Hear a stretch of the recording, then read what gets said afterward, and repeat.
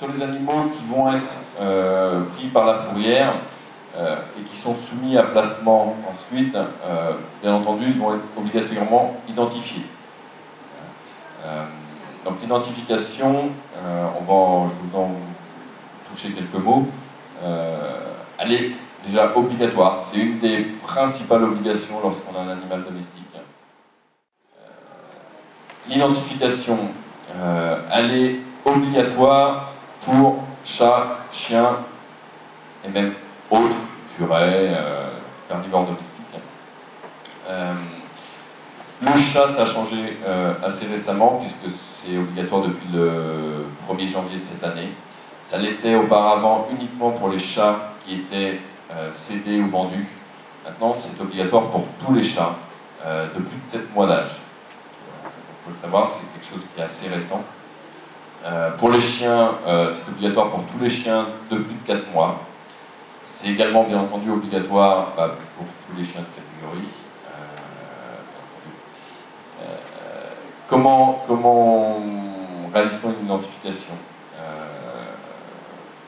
Il y a deux moyens existants à l'heure actuelle, le tatouage et la puce électronique. Il faut savoir que le tatouage, il n'y a plus que la France qui le pratique. Tous les autres pays européens ont adopté la puce électronique et la puce électronique n'est reconnue que, c'est la seule identification qui est reconnue dans les pays européens. Donc on est de plus en plus amené à ne faire que de l'identification électronique. Les tatouages maintenant représentent, on en fait 2 ou 3 par an, c'est vraiment très rare. Alors c'est vrai que pour certaines personnes, le tatouage est quelque chose de visible extérieurement. On se dit oui, ce chat il est tatoué, il appartient à quelqu'un.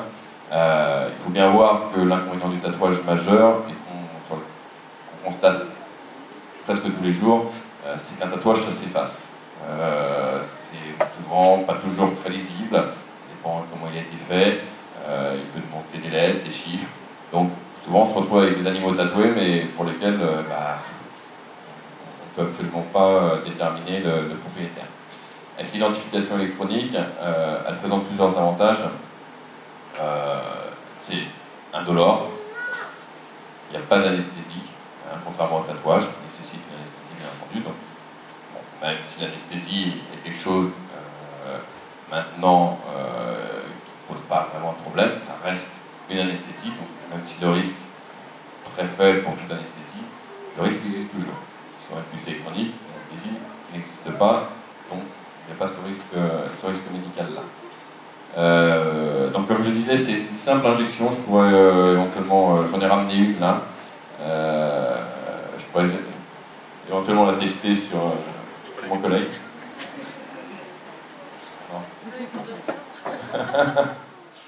C'est vraiment, c'est de la taille. Maintenant, on a en plus deux types de puces, surtout depuis que les chats sont obligés d'être identifiés.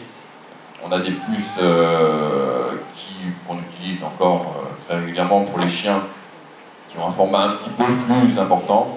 Et il y a des puces miniaturisées encore plus pour les chats, où là, c'est vraiment la taille presque d'une injection, j'exagère un petit peu, mais quasiment vaccinale. Hein, donc c'est vraiment très petit, et on en pose à partir de mois d'âge sans problème. Et ceux qui ont l'habitude de faire identifier leurs animaux peuvent vous dire qu'il n'y a pas de réaction particulière, pas plus qu'un vaccin en tout cas.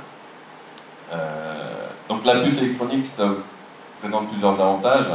Comme je disais, c'est déjà obligatoire, ça permet de retrouver votre animal, c'est-à-dire que toutes les polices municipales, les fourrières, les refuges sont équipés de transpondeurs qui permettent de détecter la puce électronique et donc ont accès à un fichier. Cette puce va nous révéler un numéro. Avec ce numéro, on accède à un fichier qui va nous donner les coordonnées du propriétaire. C'est on ne peut plus simple. Ensuite, il suffit de contacter le propriétaire. Et là, il n'y a pas de risque d'erreur sur le numéro, parce que c'est quelque chose qui est informatisé entre guillemets. Donc il n'y a aucune erreur de lecture. Alors, je fais juste un aparté, il faut bien faire attention, c'est pas un antivol. Parce que souvent, les gens voient ça comme, bah oui, mais on peut, oui, comme avant, on pouvait couper les oreilles d'un chien pour son tatouage. Si on veut enlever le puce, hein, on peut toujours aussi l'enlever, tout est possible. Hein. Le but du jeu, c'est qu'il n'y aura aucun antivol pour votre chien, ou alors il faut lui mettre un collier GPS et peut-être que là, vous saurez où est-ce qu'il va. Mais c'est pas le rôle d'une puce électronique. Le rôle d'une puce électronique, c'est de retrouver votre animal, retrouver le propriétaire de l'animal, lors d'une fugue, lors de n'importe quoi. Hein. Vous n'êtes jamais à l'abri, votre chien, votre chat se retrouve perdu. Et si vous voulez le retrouver, une fois, non, bah, il n'y a que ce moyen-là. C'est pas si on veut qu'on vous retrouve.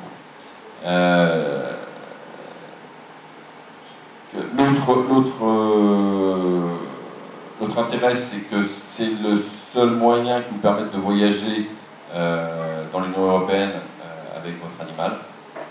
Que vous allez partez en Italie, vous partez n'importe où.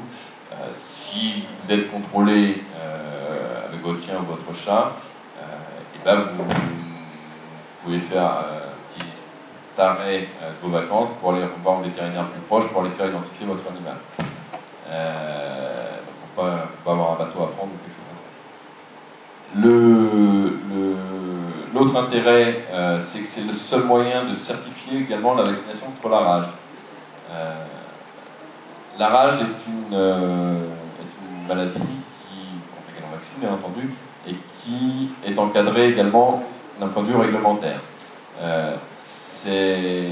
Pour qu'un animal soit vacciné contre la rage et que cette rage ait un caractère légal, il faut qu'il soit identifié. Parce que si vous m'amenez un caniche abricot que je vaccine contre la rage qui n'est pas identifié, celui-ci se retrouve en fourrière, s'il y a un cadrage en Vendée par exemple, rien ne pourra dire que le caniche abricot qui était à côté et qui lui ressemble comme deux gouttes d'eau, c'est celui-là qu'on a vacciné. C'est un peu comme une voiture, entre guillemets. Hein. Si vous prenez un modèle équivalent, c'est avec la plaque d'immatriculation qui la différenciera. Donc il faut qu'ils soient identifiés et également qu'ils aient ce qu'on appelle un passeport européen. Est-ce qu'il y avait d'autres Oui, c'est également le seul moyen qui vous permette d'assurer votre animal. Sinon, voilà, l'assurance ne peut pas vous prendre un animal qui n'est pas identifié. Sinon, on pourrait faire passer celui du voisin de la même manière. C'est un peu comme les voitures également. C'est le même exemple. Il faut savoir également que la puce électronique, contrairement au tatouage, a une visibilité européenne. C'est-à-dire qu'il existe un fichier européen des puces électroniques qui permet de dire cette puce-là, c'est un chien qui vient de Belgique ou on sait quel autre pays. Et donc, on peut à ce moment-là faire une recherche directement sur le site de chaque pays. Chaque pays a son propre système de fichiers, mais il y a un système européen qui permet de déterminer l'origine de la puce. Voilà. Même à l'étranger, on est capable de